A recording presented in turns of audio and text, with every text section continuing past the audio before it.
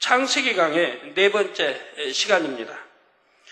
지난 시간에는 근본의 하나님께서 삼위일체 하나님이 되신 과정을 말씀드렸습니다. 근본의 하나님은 소리를 머금은 빛의 형태로 근본의 우주에 널리 퍼져 계셨지요.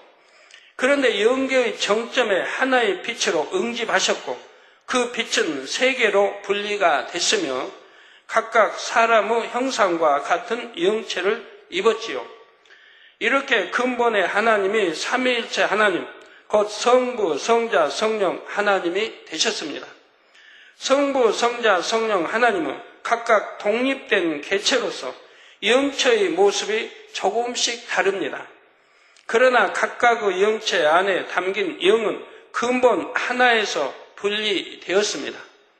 그래서 세 분은 마음도 하나요, 생각도 하나요, 능력도 지혜도 하나입니다. 이에 성부, 성자, 성령 하나님을 삼위일체 하나님이라 표현합니다. 그래서 우리가 이렇게 삼위일체 하나님 표현해도요, 또 나라마다 다릅니다. 이스라엘에 가면 삼위일체 하나님이라고 하면 안 돼요, 또 거기는. 오직 유일신 하나님을 믿기 때문에 거기에 기독교의 목사님들도 그렇고 삼위일체 하나님이라고 하지 않고 삼위 하나님이라고 합니다. 삼위 하나님. 성부 하나님, 성자 예수님, 성령님. 삼위 하나님이지 일체 하나님이라 일체를 넣지 않아요. 우리나라에서 삼위 하나님 하면 또 이단으로 말들어요. 참 이러면 이단, 저래도 이단. 이 이단이란 말 좀 제발 없애면. 이단은 정의를 바로 알면 그리 못하는 것인데. 그러면 저기 또 이스라엘에는 기독교 교회 목사님 또 기독교는 다 이단이 돼버리게요. 얼마나 우스운 일이에요. 그러나 여러분은 삼위라고 해서 안 되고요.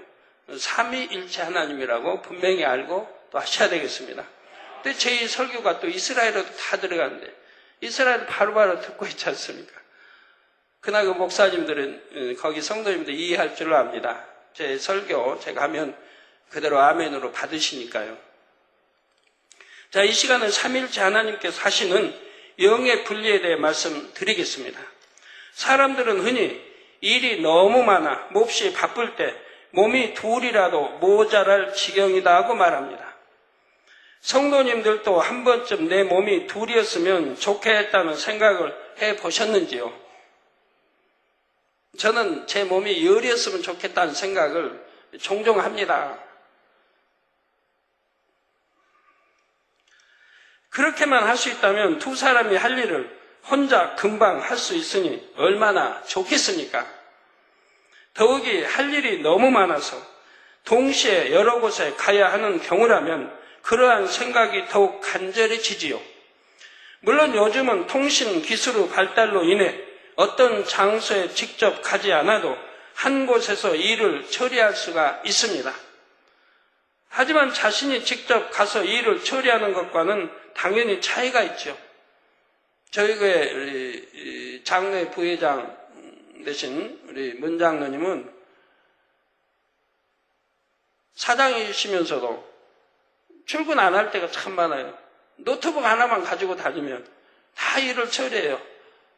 저하고도 여러 번 비행기 타고 다녀봤지만 비행기 안에서 그냥 노트북으로 다 지시하고 받고 이렇게 다 접수받고 보고받고 다 지시하고 이 노트북 하나 가지고 다니면 다 일 처리가 되더라고요.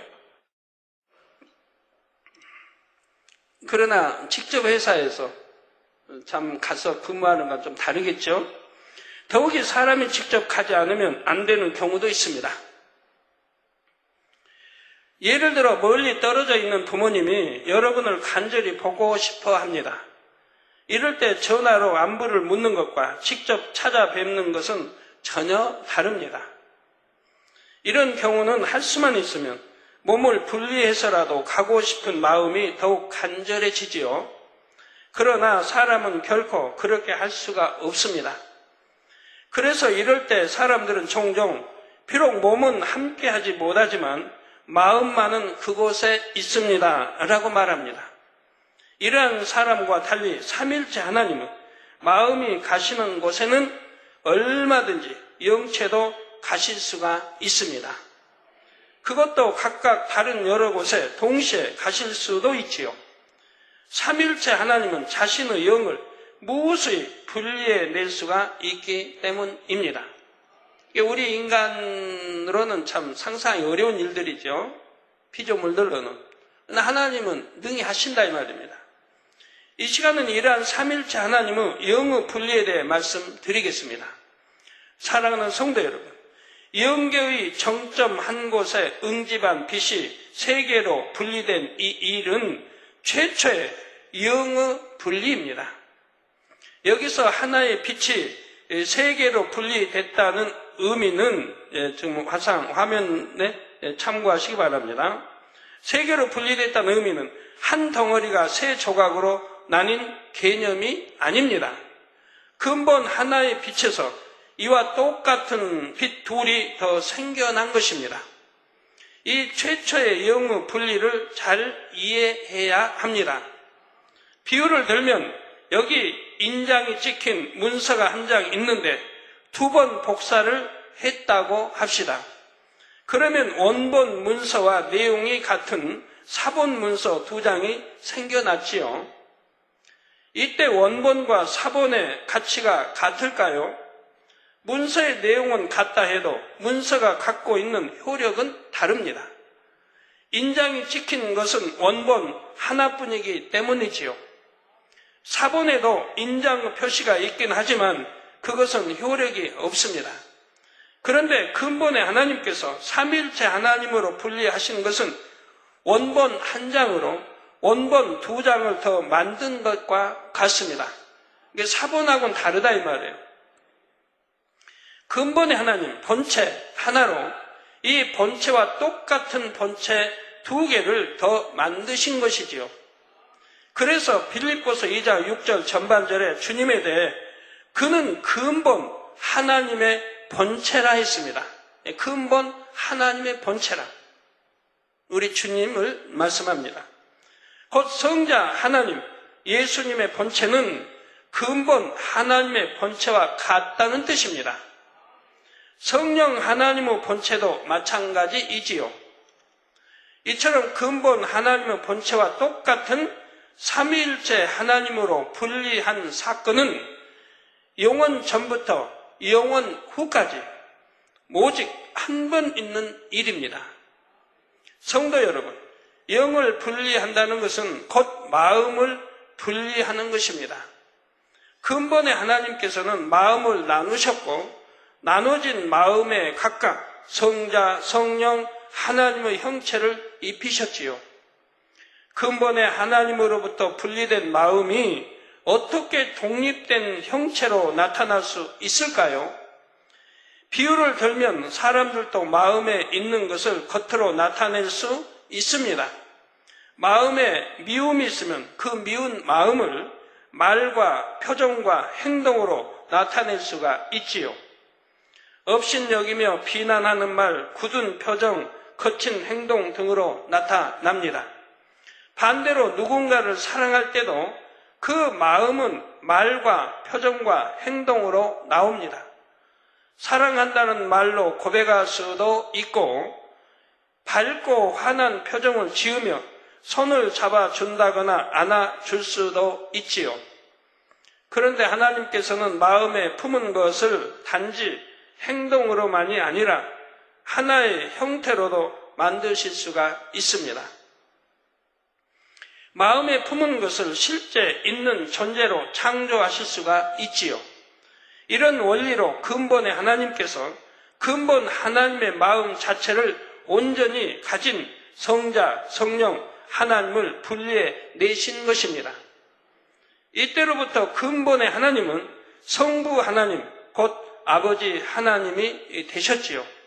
아들을 격인 성자, 성령, 하나님은 아버지 하나님의 마음을 온전히 그대로 갖고 계시다 했습니다. 마음은 물론이요, 능력도 지혜도 같지요.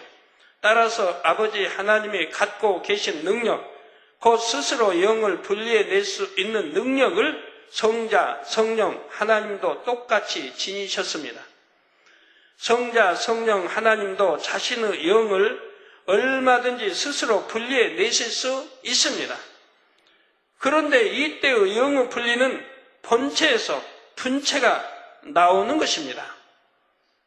본체에서 또 다른 본체가 나오는 영의 분리는 근본의 하나님이 삼위일체 하나님으로 분리됐던 그때 단 한 번뿐이라 했습니다.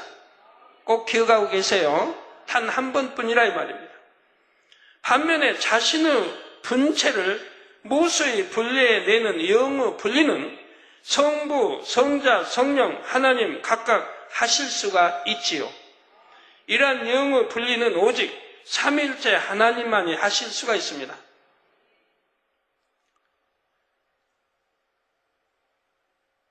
그러니까 여러분들도 영에 분리하면 여러분은 영이 그냥 자체에서 나갈 수는 있지만 분리할 수는 없다 이 말입니다. 여러분들 피조물들은 오직 하나님 또 주님 성령님만 하실 수 있는 것이라 이 말입니다. 우리 사람에게도 영이 있고 천군 천사들 그리고 악의 영들도 영적인 존재들입니다. 여기서 영적인 존재란 영원 불멸의 속성을 가진 존재를 가리키지요. 하나님께 속한 영적인 존재들, 곧 천군, 천사들은 밝은 빛이 납니다. 반대로 어둠에 속한 악한 영들은 검은 색깔의 연기 같은 것이 둘러있는 것처럼 보이죠. 여러분 영안이 열린 사람들, 혹시 열리지 않았다 해도 귀신에 또는 악이나 귀신에 사로잡힌 사람들을 보면 그 주변이 연탄가스 여러분 요즘 젊은이들은 잘 모르실 텐데 연탄가스에 나는 그걸 그 연기 같은 그렇게 검은 그런 색이 주변에 이렇게 또 둘러 있는 걸 볼 수가 있어요.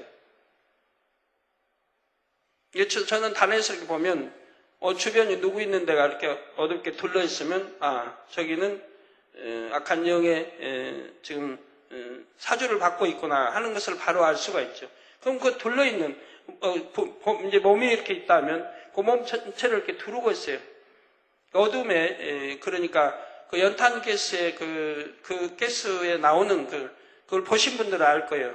연소될 때 나오는 그런 것으로 둘러 있어요. 그러니까 아무리 멀어도 그냥 여기서 바로 알 수가 있는 거예요.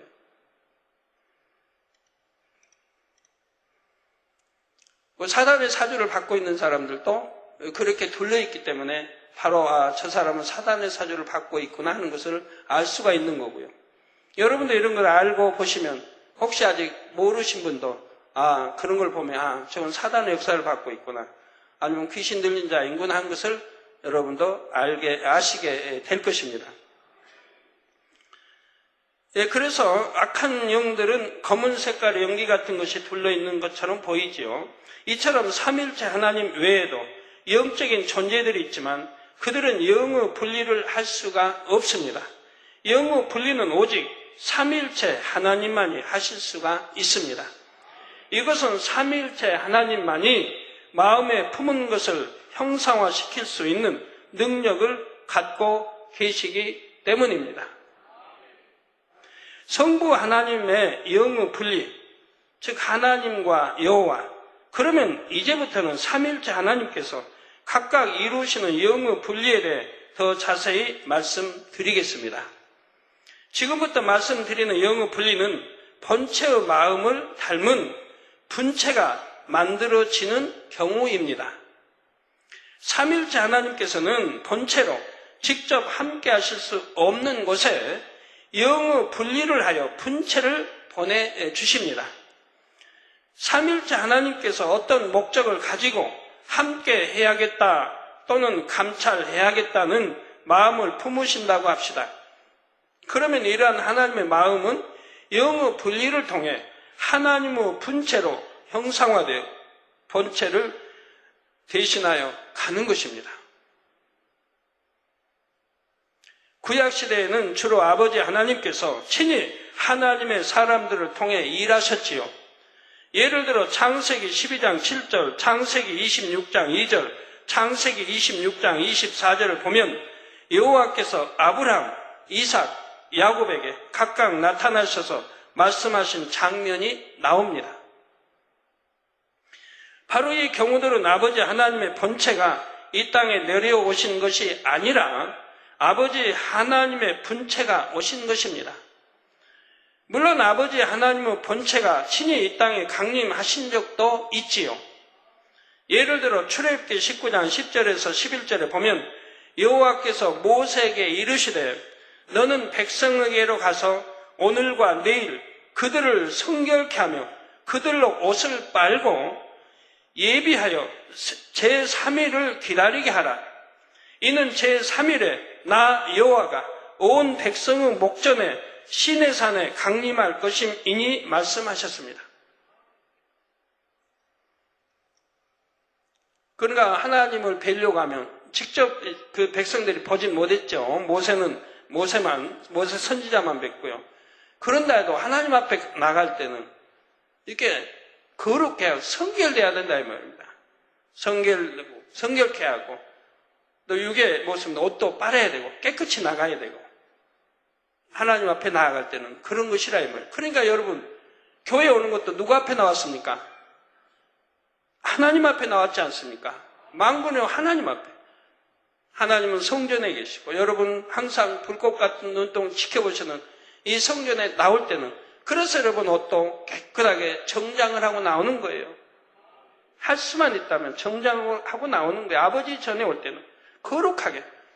여러분 세상 잔치에도 갈 때 정장 차림에 그래도 제일 참 맵시 있는 그런 옷들을 입고 가시지 않습니까? 더군다나 여호와 하나님이 계시는 거룩한 성전에 올 때는 당연히 그렇게 해야 되는 것이라 이 말입니다. 지금은 저희 예배가 전 세계로 나가니까 해외 가보면 해외 목사님들 또 편지들이 많이 옵니다. 만민교회 예배의 광경을 보고 자기들이 많이 깨닫는 거예요. 깨닫는다는 거예요. 바로 하나님 성전 예배할 때는 저렇게 드려야 되는데 만민교회 성도들처럼 참으로 참 깨끗하게 거룩하게 옷을 드려야 이게 당연한 것인데 오늘날 그리하지 않는다 이 말입니다. 외출복으로 간단하게 이렇게 하고 거룩한 하나님 전에 와서 예배들을 드린다 이 말이에요. 우리 마음 자세가 그래서는 아니 된다 이 말입니다. 하나님 앞에 나온 것이라 이 말이에요. 여기도 여호와께서 모세에게 이르시되 너는 백성에게로 가서 오늘과 내일 그들을 성결케 하며 그들로 옷을 빨고 예비하여 제3일을 기다리게 하라. 이렇게 만발 준비를 하고 제3일을 이제 기다리게 하라. 이는 제3일에 나 여호와가 온 백성의 목전에 시내산에 강림할 것임이니 말씀하십니다. 이에 백성들은 이틀 동안 자기 옷을 빠는 등 스스로 성결케 하지요. 마음의 성결을 이루어야지만 이건 뭐 눈에 보이고 나타낼 수 없고 우선 눈에 보이는 거라고. 그래서 옷도 빨고 모욕도 하고 깨끗이 하고 이렇게 한다 이 말입니다. 원래 하나님이 원하시기도 마음의 성결. 마음이 성결하면 마찬가지입니다. 몸도 깨끗하게 옷도 항상 깨끗하게. 저는 너무 감사한 것은 초신자 때부터 오늘이 이렇게 한 번도 안식일 날 옷을 항상 속옷 갈아입고 왔지 한 번도 어제 입던 거 입고 와본 적 한 번도 지금까지 없습니다. 또 제3일 아침이 되자 우레와 번개와 빽빽한 구름이 시내산 위에 머물렀습니다. 그리고 18절에 보니 시내산의 연기가 자욱하니 여호와께서 불 가운데서 거기 강림하심이라. 그 연기가 옹기점 연기같이 떠오르고 온 산이 크게 진동하며 했습니다. 여호와 하나님의 본체가 친히 강림하실 때는 이처럼 특별한 일들이 일어났던 것입니다. 출애굽기 33장 23절에는 여호와 하나님께서 모세에게 본체의 형상 중 등만 보여주셨지요. 여호와께서 얼굴을 보여주시지 않은 이유는 출애굽기 33장 20절 말씀처럼 여호와의 얼굴을 보고는 살자가 없기 때문입니다. 살자가 없다. 죽는다의 반대 살자가 없기 때문에 등만 보여주셨다 이 말이에요. 모세 선지자 앞에서도요. 그렇게 이 지상의 모든 사람보다 온유함이 가장 승한 모세 앞에서도 나타내 보여주시긴 하지만 등을 보여주셨다 이 말입니다. 여호와 하나님의 본체가 강림하실 때는 모세를 할지라도 이처럼 그 얼굴을 보지 못했던 것입니다. 그러나 아버지 하나님의 형상은 볼 수가 있었지요. 민수기 12장 8절에 보면 여호와 하나님께서 그와는, 즉 모세와는 내가 대면하여 명백히 말하고 은밀한 말로 아니하며 그는 또 여호와의 형상을 보겠거늘. 여호와의 형상을 보겠거늘. 모세는 온유함이 지면의 모든 사람보다 승하고 온 집에 충성한 사람입니다. 이러한 모세였기에 여호와 하나님과 대면하여 명백히 말할 수 있었던 것입니다. 한편 삼일째 하나님 중에 아버지 하나님께서 역사하셨을 때는 여호와나 여호와 하나님이란 호칭이 등장합니다. 여러분 갈수록 어려워지지요. 이런 호칭도 아주 다양하게 많이 나오니까요. 근데 다 뜻이 있다 이 말입니다. 뜻이 다르다 이 말이에요.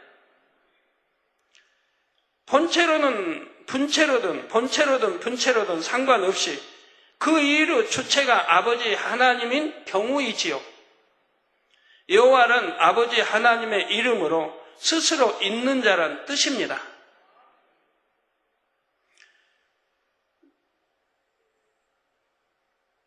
그래서 참 우리가 안타까운 것이 너무 많은데요. 하나님은 스스로 계신 분이에요. 누가 낳으신 게 아니에요. 낳으셨다면 또 아버지가 있어야 하고 어머니가 있어야죠. 스스로 계신 분이에요. 우리 예수 그리스도, 우리 주님도 마찬가지입니다. 하나님의 본체예요. 그런데 우리 주님의 어머니가 있을 수 어디 있어요? 거룩한 어머니 성모가 어디 있을 수 있습니까? 누가 낳았는데요? 하나님이 낳으셨죠. 하나님이 본체 분리된 하나님으로부터 나오신 분이라 이 말입니다. 거기에 어떻게 어머니가 있을 수 있습니까? 그래서 제가 이번에 이스라엘 갔을 때 주의종 세미나에 그 설명을 해줬어요. 그랬더니 이분들이 너무 좋아하는 거예요. 어머니 있을 수 없는 이유를 제가 설명하니까. 성경에 우리 주님이 어머니라고 표현한 적은 한 군데도 없다 이 말입니다. 어머니로 말이 나온 건 있어요. 십자가에 달렸을 때. 바로 막내, 제자, 12제자의 막내인 요한이 서 있으니까, 요한 옆에 동정녀 마리아 옆에 요한이 있으니까 우리 주님이 요한을 향하여 내 어머니라고 했다 이 말입니다. 제가 어머니 편 이제 성결한 뜻인 거예요. 이제 내 어머니가 아니고 요한, 내 어머니라. 거기에서 어머니란 것 처음 나오죠. 그리고 우리 주님은 여인이여 항상 해서 여인이요. 어머니가 될 수 없으니까 여인이여 한다 이 말입니다. 근데 성경에 보면 어머니라고 써진 데도 있던데요. 그거는 제자들 입장에서 제자들이 쓸 때 어머니로 표현했지 우리 주님은 한 번도 어머니란 표현을 쓰지 않으셨다 이 말입니다. 왜 어머니가 될 수 없잖아요. 여러분 어머니가 되려고 하면 어때야 돼요? 여러분이 만약에 자녀가 있고 어머니 부를 때는 왜 어머니라고 불러요? 친어머니라 하면 어머니의 난자를 받아 태어났기 때문에 어머니인 거예요. 또 아버지는 어때요? 아버지의 정자를 받고 태어나야 아버지인 거예요. 그래서 아버지의 정자와 어머니의 난자가 결합하여 태어났을 때 거기가 부모가 되고, 근데 오늘날은 그냥 아무나 아버지입니다. 정자도 받지도 않았는데 이 법이 뭐예요 도대체? 정자도 받지 않았는데 아무나 결혼하고 이혼하고 결혼해서 또 뭐 어머니가 또 딴 남자하고 결혼하면 성씨도 바꿔가지고 아버지 한다 이 말. 정자를 받고 태어나지도 않았는데 아무나 아버지라고, 난자를 받고 태어나지도 않았는데 아무나 어머니라고. 법이 이렇게 또 바꿔버렸지 않습니까? 법을. 우리나라도 이렇게 세월이 흐르고 마지막 때 되면 이렇게 엉망이 되는 거예요. 그러니까 가족적인 이제 분위기도 깨어져 버리고, 대가족제도 깨어져 버리고, 자녀를 낳아도 별로 중요 여기지도 않고, 아니, 다 그런 게 아니죠. 중요 여기지 않는 가정들이 얼마나 많이 있어요. 우리 매가지에 나오신 분들 자녀 낳고 얼마나 행복하고 좋은데 이런 가정도 있는가 하면 자녀를 낳고도 별로 여기지 않는 그런 가정들도 있지 않습니까? 분명히 우리 예수 그리스도 예수님은 어머니의 난자를 받고 태어난 게 아니라 이 말입니다. 성령으로 잉태되어 나셨다 이 말이에요. 몸만 비롯, 배만 비롯다 이 말입니다. 하나님이 성령으로 잉태되어 나시겠다 이 말이에요. 그러니까 육의 정자 난자를 받고 태어나신 게 아니기 때문에 근본에 원죄가 없으시다 이 말이에요. 원죄가 없이 태어나셨다고 하는 거라 이 말이에요. 그래서 우리 구세주가 될 수 있는 자격 요건이 첫째가 갖춰지는 것이라 이 말이에요. 그리고 태어나서 십자가에 못 박히기까지 자범죄 하나도 없었고요. 하나님 계명 말씀대로 살았으니까 그래서 원죄도 자범죄도 없기 때문에 우리 주님의 피만이 우리를 죄를 대속할 수 있는 피였다 이 말입니다. 그래서 보혈의 피라고 한다 이 말입니다. 이런 걸 한다고 하면 제가 한기총에서 2단으로 정제된 그 책이 저희 뽑아줬는데 빈실장님이 한 번도 안 읽어봤어요. 읽고 싶지가 않으니까 뭐 읽으나마나 뻔한 거짓말일 테니까. 근데 이번에 산에 가서 몇 장인데 앞장 한 장만 이 페이지만 봤어요. 근데 그거 봐도 참 우습지도 않아. 이재롱 목사는 뭐 원죄도 없다 한다, 자범죄도 없다 한다. 피를 흘려서 다 다른 피로 뭐 바꿔줘서 이제는 원죄, 자범죄도 없다고 한다. 저는 그런 말 해본 적이 없어요. 부모의 길을 받거나 누구나 원죄가 있고 피조물은 태어나서 또 이제 자라면서 지은 자범죄가 있고 항상 그렇게 가르쳐한다. 난 원죄도 없다. 자범죄도 없다고 했다. 또 초원사상부에서 선지자들 막 불러낸다. 제가 언제 선지자들 불러냈습니까? 그리고 임자도 안 붙인다. 선지자들에게 임자도 안 붙인다. 막 그런 내용들이. 누구는 임자 붙입니까? 그럼 설교할 때 아브람님, 사도 바울님, 베드로님 그럽니까 누가? 아브람 선지자, 사도 바울 이렇게 설교하지. 누가 임자 붙여서 아브람님, 에스겔님 누가 그럽니까? 이렇게 거짓말들로 다 나를 이렇게 정죄해놨다 이 말입니다. 초원사상. 제가 언제 누구를 불러냈다고요? 언제 아브람님 오세요? 제가 했어요? 그렇게 거짓말하는 자들을 모략 그 말만 듣고 확인도 해보지 않고 이단으로 정죄해놨다 이 말이에요. 내용 하나하나가 그런 거예요. 이재롱 목사는 기도하면 연탄기스를 물리친다. 그건 사실이고. 기도하면 연탄기스 그냥 물러가는 여러분 수도 없이 기도받고 살아남은 분들 옛날에 많이 있고요. 그건 사실이고요. 죽었다가 살아났다. 저 죽었다가 살아나는 우리 성도님 수없이 봤잖아요. 완전히 죽었다가. 피 다 흘리고 죽었다가. 물 마시고 산 건 다 사실이고 여러분 증인인데. 그런데 어쩌라는 거예요? 그래서 우리 하나님은 스스로 있는 자이시고, 우리 주님, 성령님, 우리 하나님 본체에서 분리되어 나오신, 하나님이 낳으신 분이라 이 말입니다. 어느 사람이 낳은 게 아니고, 몸만 빌어 나오셨지 어떤 여자의 난자를 받아 나온 게 아니니까 어머니를 할 수가 없는 것이라 이 말입니다. 그냥 하나님이라고만 나올 때는 삼위일체 하나님께서 함께 역사하신 것입니다. 예를 들어 본문 창세기 1장 1절에도 태초에 하나님이 천지를 창조하시니라 했습니다. 그리고 1장에 나오는 모든 창조의 역사는 하나님이 하셨다고 기록되어 있습니다. 이는 천지 창조의 역사를 아버지 하나님 홀로 하신 것이 아니라 삼위일체 하나님께서 함께 하셨음을 나타냅니다. 물론 창조 역사를 주도하신 분은 아버지 하나님이십니다. 그러나 성자, 성령 하나님도 아버지 하나님과 함께 창조의 역사를 이루셨죠. 그래서 창세기 1장에 보면 잘 나오지 않습니까? 우리의 형상을 따라 우리 복수를 쓰죠. 그냥 나 너 하면 내가 너 이렇게 그냥 이거 당신 하면 될 텐데 복수를 우리의 형상, 저 삼일체 하나님이시기 때문에 우리의 형상이라고 나오는 거지요. 또 수면 위에 운행하시다. 다 복수로 나오죠. 그래서 창조 역사에 이루셨죠. 요한복음 1장 10절에도 세상은 그로 곧 예수님으로 이 땅에 오신 성자 하나님으로 말미암아 지은 바 되었다고 했습니다. 즉 세상은 그로 말미암아 지은 바 되었다라고 말씀합니다. 이처럼 성자 하나님도 창조의 권능이 있으시기에 예수님으로서 이 땅에 오셨을 때도 많은 창조의 역사를 베푸셨던 것입니다. 예를 들어 죽은 지 나흘이나 된 나사로를 다시 살려내신 일은 창조의 권능이 없으면 할 수가 없습니다. 즉 장사지 나흘이 때 이미 썩은 냄새가 난다 이 말입니다. 썩은 냄새 부패해버렸어요. 썩은 냄새가 나요. 이걸 살려내려고 하면 창조해야 하지 않습니까?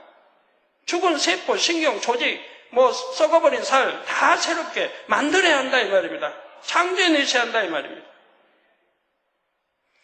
말씀으로 명하셔도 시공을 초월하여 병든 사람이 나을 수 있었던 것도 창조의 권능으로 가능한 일이었지요. 이 외에도 무생물인 바람과 파도가 예수님의 말씀에 순종했던 일도 예수님께서 창조주이심을 증명합니다. 이처럼 성자 하나님과 성령 하나님도 아버지 하나님과 함께 창조 역사를 이루셨다는 사실입니다. 그런데 같은 창조 사역을 설명한 창세기 2장 4절에는 여호와 하나님이 천지를 창조하신 때 천지의 창조된 대략이 이러하니라고 했습니다. 앞에서는 분명 삼일체 하나님께서 함께 창조의 사역을 하셨다고 했지요. 그러면 여기서는 왜 여호와 하나님, 즉 아버지 하나님께서 천지를 창조하셨다고 표현한 것일까요? 이는 단지 관점의 차이일 뿐이지 창세기 1장과 2장의 내용이 다른 것은 아닙니다. 창세기 1장은 창조의 사역을 삼일체 하나님을 주체로 기술한 것이고 창세기 2장 4절 이하에서는 아버지 하나님을 주체로 기술한 것이지요. 어디를 주체로 기술을 했느냐에 따라서 이렇게 다르게 나오는 것입니다. 또한 천지 창조 역사는 삼일체 하나님께서 함께 이루셨지만 주도적인 역할은 아버지 하나님께서 하셨음을 나타냅니다. 비유를 들면 세 형제가 함께 회사를 차렸다고 합시다.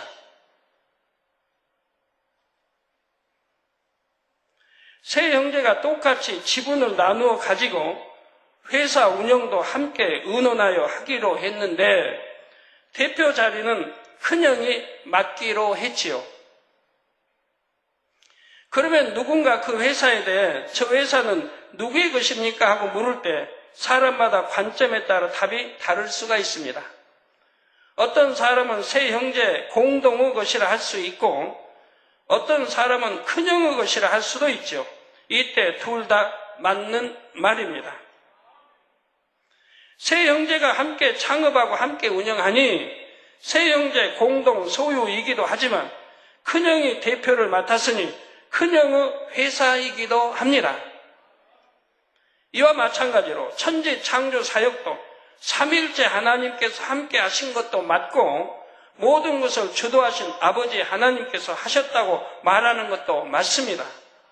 이러한 사실을 기억하시며 성경을 읽으면 많은 것이 이해가 되지요. 또한 어떤 경우는 왜 그냥 하나님만 나오고 어떤 경우는 꼭 여호와 하나님으로 표현했는지도 이해가 될 것입니다.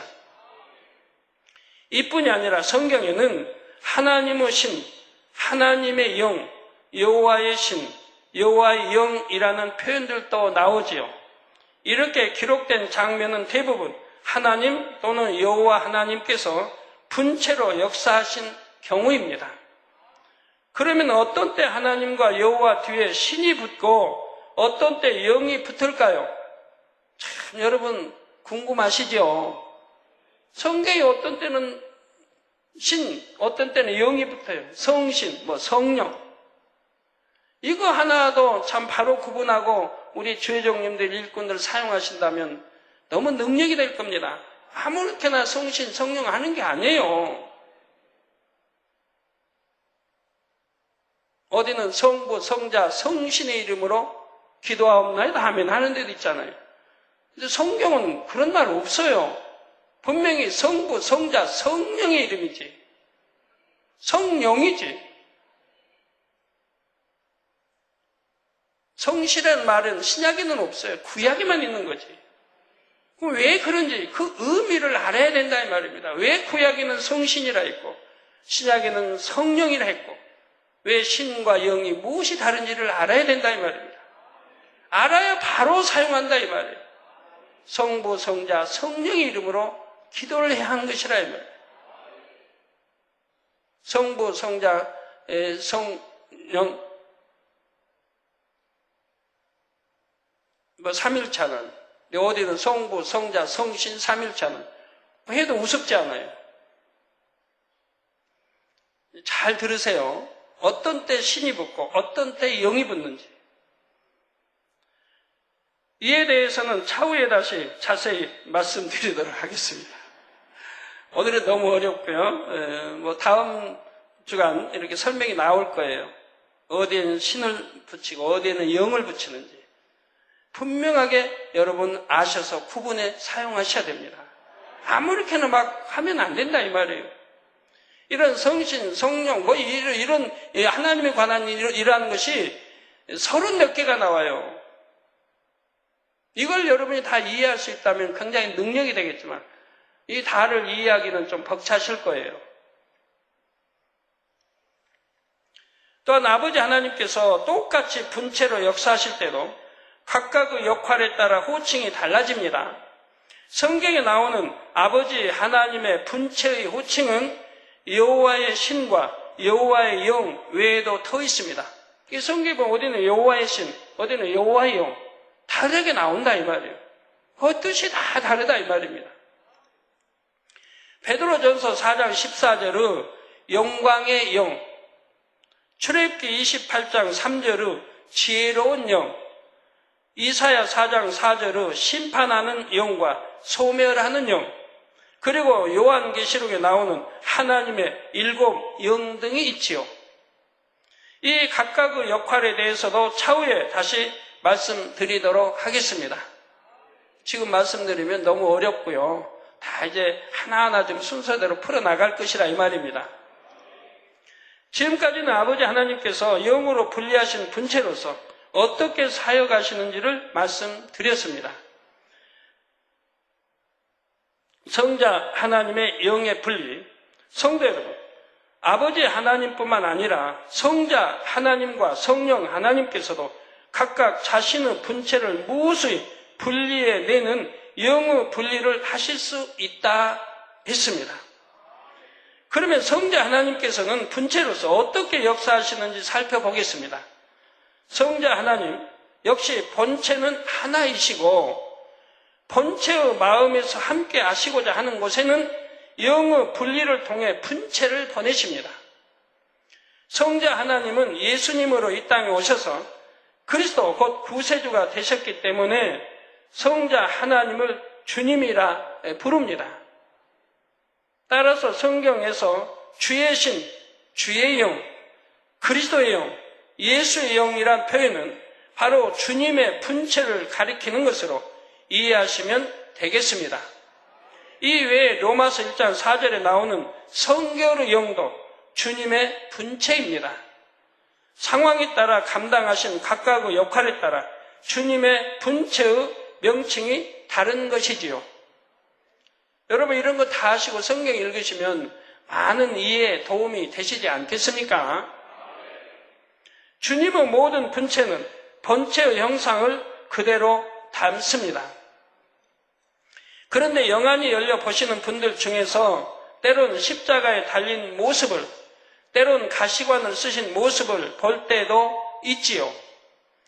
이것은 주님께서 상황에 따라서 특별한 은혜와 깨우침을 주기 위해 그러한 모습으로 영의 분리를 하신 것입니다. 주님께서 십자가 고난을 받을 때의 마음을 품고 영을 분리하시는 분리된 분체는 그 모습으로 나타나지요. 우리가 이러한 주님의 영의 분리를 알면 성경 말씀들이 많이 이해가 됩니다. 예를 들어 마태복음 18장 20절에 예수님께서 두세 사람이 내 이름으로 모인 곳에는 나도 그들 중에 있느니라 말씀했습니다. 이 지구상에는 지금 이 시간에도 예수 그리스도의 이름으로 두세 사람이 모인 곳이 매우 많을 것입니다. 지구상에 지금 예배 드리는 곳도 많이 있을 거 아닙니까? 또 두세 사람 이름, 주님의 이름 모여서 기도하는 것도 많이 있을 것이고요.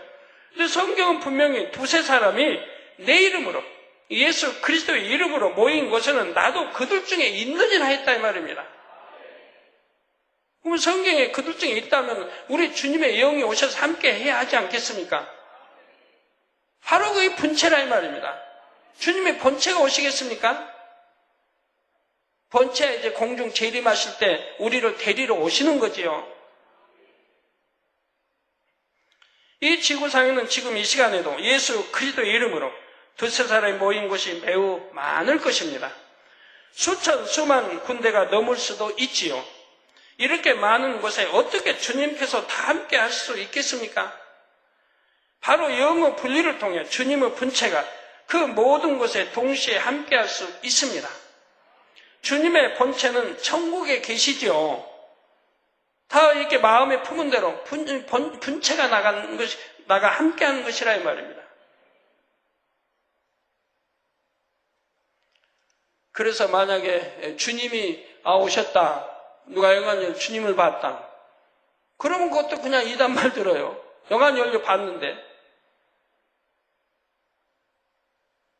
우리 주님의 분체를 두세 사람이 주님의 이름으로 정말 믿는 주님의 이름 모였을 때, 기도할 때 모이면 그곳에 함께 하신다고 했는데 거짓말이겠습니까? 성경 말씀이 참이면 분명히 오셔야 할 거 아닙니까?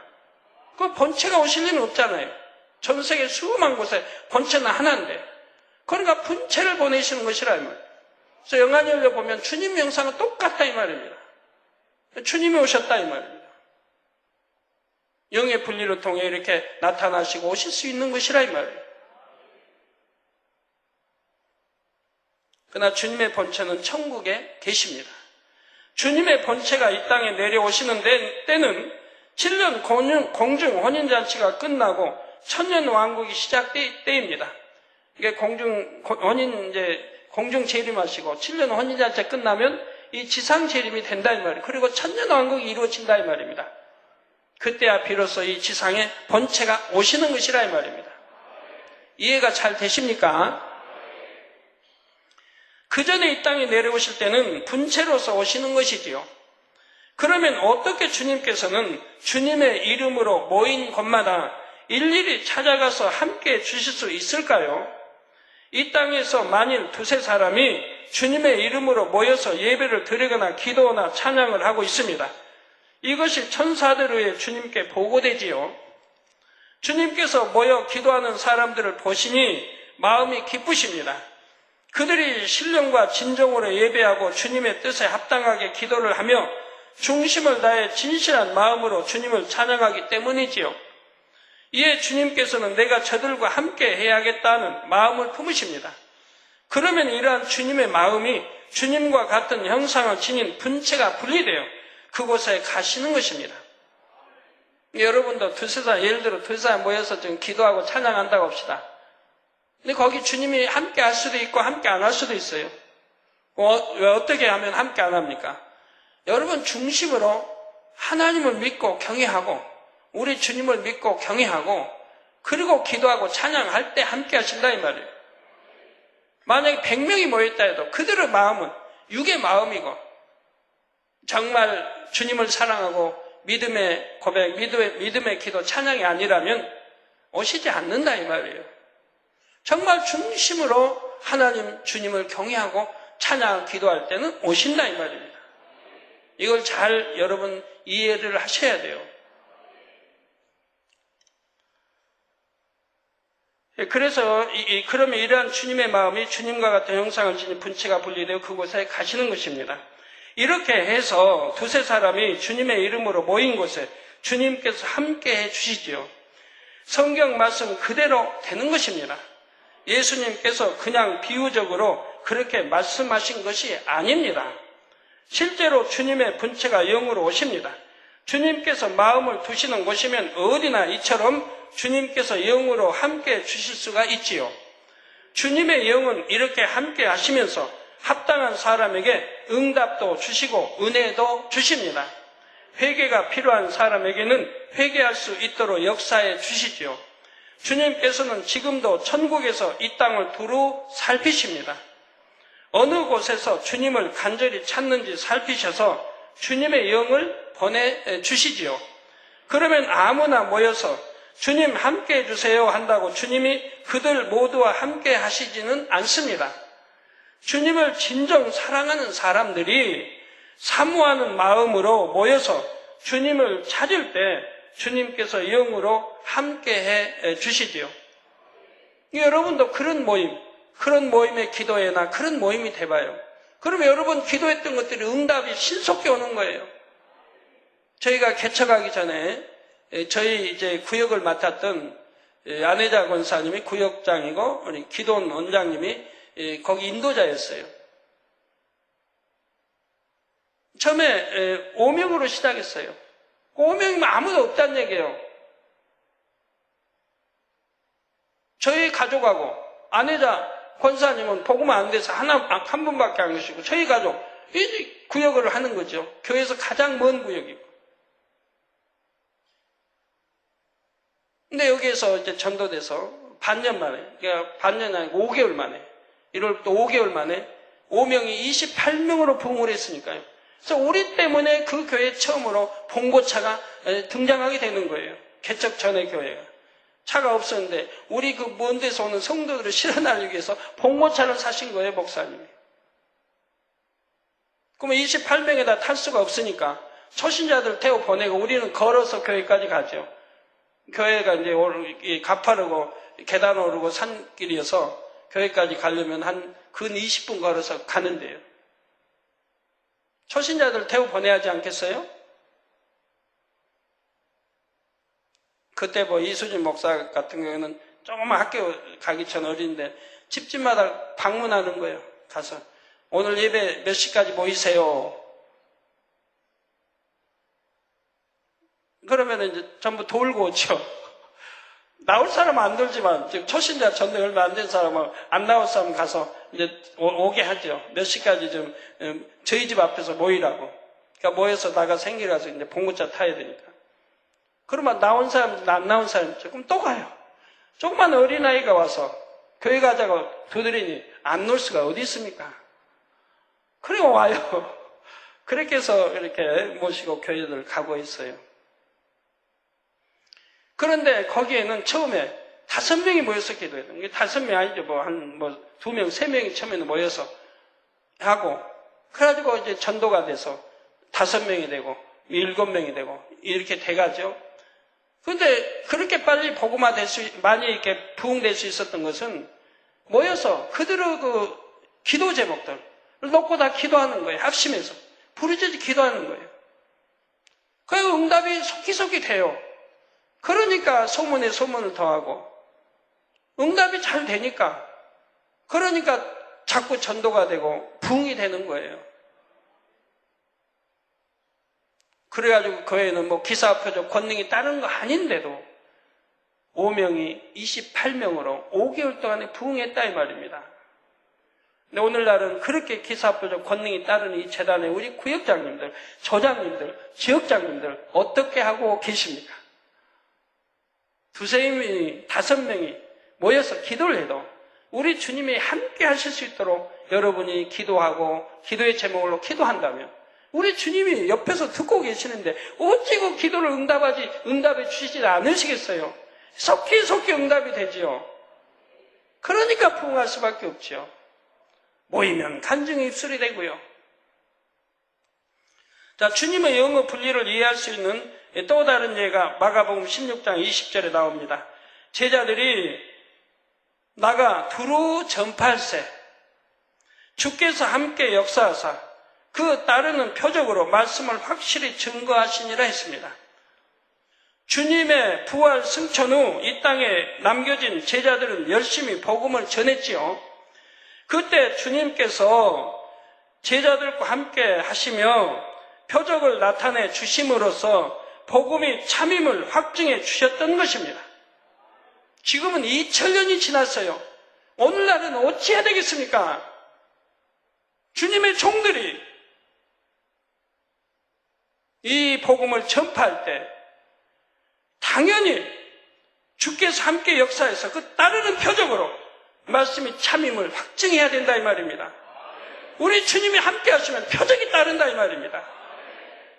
이 표적으로 저 제자들이 말하는 주의종이 말하는 말이 참이라는 것을 확증시켜줘야 그나마도 예수를 영접하려고 한다 이 말입니다.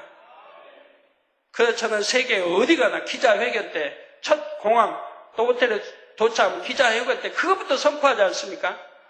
제가 이제 집회에서 증거할 말씀들이 참이라고 하면 바로 기사 표적과 권능이 따르는 것을 여러분들이 볼 것이라. 소경이 눈을 뜨며 벙어리 말을 기머리 들며 휠체어에서 일어나 뛰고 걸으며 선포하지 않습니까? 그리고 이제 첫 설교 때 단에 설 때도 그 말을 먼저 선포해요. 내 입에서 나오는 말이 참이라면 기사 표적 권능이 따를 것이고 참이 아니라면 아무 역사도 따르지 않을 것이라. 그러나 여러분 보십시오. 이제 이 말씀이 끝나고 나면 얼마나 수많은 사람들이 치료받아 간증하러 나오는지. 소경이 눈을 뜰 것이고 벙어리가 말할 것이고 기머거리 들을 것이고 안진뱅이 일어나 뛰고 걸을 것이고 소아마비 일어나 뛰고 걸으며 각색 암, 에이즈 등 치료받아서 영광 돌리는 걸 여러분들이 보실 것이라. 그런다면 제 입에 나오는 이 하나님의 말씀이 참이라는 걸 여러분들이 믿으시라고. 저는 어디나 그렇게 선포 먼저 하고 집회를 시작하지 않습니까?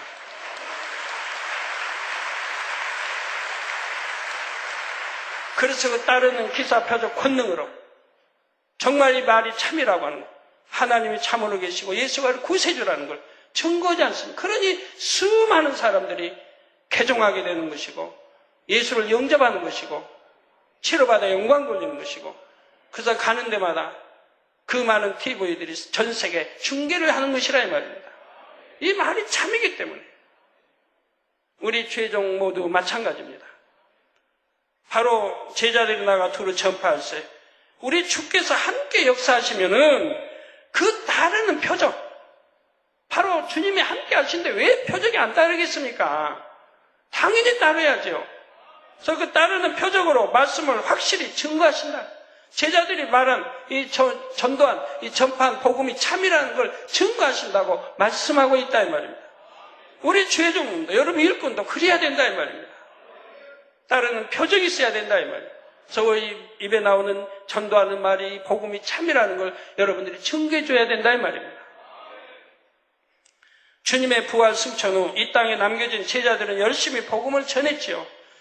그때 주님께서 제자들과 함께 하시며 표적을 나타내 주심으로써 복음이 참임을 확정해 주셨다 이 말입니다.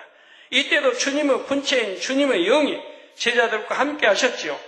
분체를 할지라도 주님의 영이 함께 하시면 이러한 표적도 나타난다는 사실입니다. 표적이 나타날 때는 겉으로 확연히 눈에 띄는 역사가 다릅니다. 걷지 못하는 사람이 걷고 눈먼 사람이 눈을 떠서 보게 되며 귀 먹고 말 못하는 사람이 듣고 말하게 되지요. 그러나 단 믿을 때 말입니다. 믿지도 않은데 역사되는 게 아니라 우리 주님은 그 믿음을 보시고 역사한 걸 볼 수가 있죠. 베드로도 안진뱅이 일으킬 때 그대로 믿음을 우리 주님도 걷지 못하는 중풍병자가 주님 앞에 나왔을 때 그 친구들이 네 사람이 들가에 데려왔을 때 그대로 믿음을 보시고 주님이 역사하셨다고 말씀하지 않습니까? 믿음도 안 가지고 의심하면서 나는 왜 역사 못 봤나가 아니라 믿음을 보시고 역사하신다 이 말이에요. 그래서 믿을 수 있는 증거들을 또 보여줘야 하고 말씀해줘야 하는 것이고요. 그러니까 제가 집회 가면은 첫째 날은 불과 뭐 몇십만 모였어도 뭐 10만, 20만이 모였다. 20만은 더 모이니까 30만이 모였다. 둘째 날은 배로 벌어나지 않습니까? 표적을 받기 때문에. 그 다음 날은 또 배로 벌어나는 거 여러분들이 보시지 않았습니까? 주님의 영이 함께 하시면 이런 표적과 함께 기사도 따르며 다양한 권능의 역사도 나타날 수가 있습니다. 네, 오늘 여기까지 말씀 증거합니다. 다음에는 성령 하나님의 영의 분리와 이따 쭉 또 계속 증거되겠습니다. 오늘까지는 좀 쉽죠?